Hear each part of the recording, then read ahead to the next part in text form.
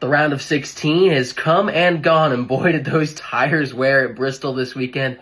Let's talk about the elimination race at Bristol Motor Speedway. First and foremost, Christopher Bell wins again for JGR. It's his fourth win of the season. It's his first since Phoenix way back at the start of the year. More importantly, that's 3 in a row for Joe Gibbs Racing, and it's each and every one of their guys that made the playoffs. Briscoe at Darlington, Hamlin at Gateway, and then Bell at Bristol. It didn't come easy. He spent a lot of the race outside the top 10, didn't get stage points whatsoever, but he got the fresh tires on right before that final restart, blasted off, was able to defend Brad Keselowski, who hit him really hard, square in the rear bumper. We'll talk about the issues, I guess, of not being able to really move someone in the next gen, but a great job from Christopher Bell to lock up that win. Out, Shane Van Gisbergen, Austin Dillon, Josh Berry, Alex Bowman. Bowman made Cindric fans and Elliott fans sweat just a little bit. I certainly was one of them.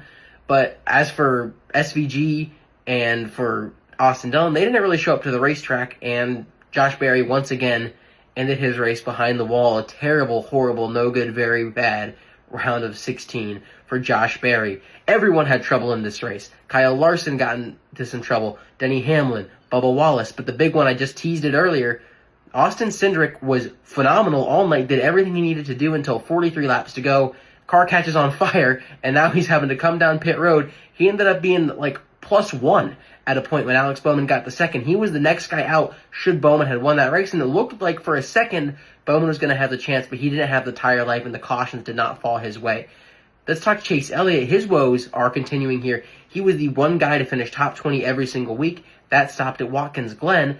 He then wrecked out at Richmond. He wrecked out this week at Bristol. He finished 17th at Darlington and wasn't really competitive ever. The second place at Gateway, the one kind of outlier in all of this. Really worried about Chase Elliott when it comes to the round of 12, but we'll talk about that. I mentioned Larson. He's been struggling to finish. He has had pace at Darlington and at Gateway. Didn't get the good finishes there. Didn't get a good finish at Bristol, a race that he's dominated each of the last 2 times out. Last driver I want to touch on, not a playoff driver, but Ty Gibbs. Came ever so close to that elusive first career win. He was incredible all night at Bristol, as he tends to be, similar to how he usually runs on road courses, tracks like Michigan and Pocono, but he just can't get it done. No secret, it's not been a good year for him. He's not been phenomenal since he got to the Cup Series. Certainly not as good as he was in Xfinity or in ARCA.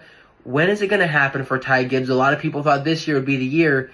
Certainly wasn't, and he threw away what might have been his best chance ever at winning a race on Saturday night.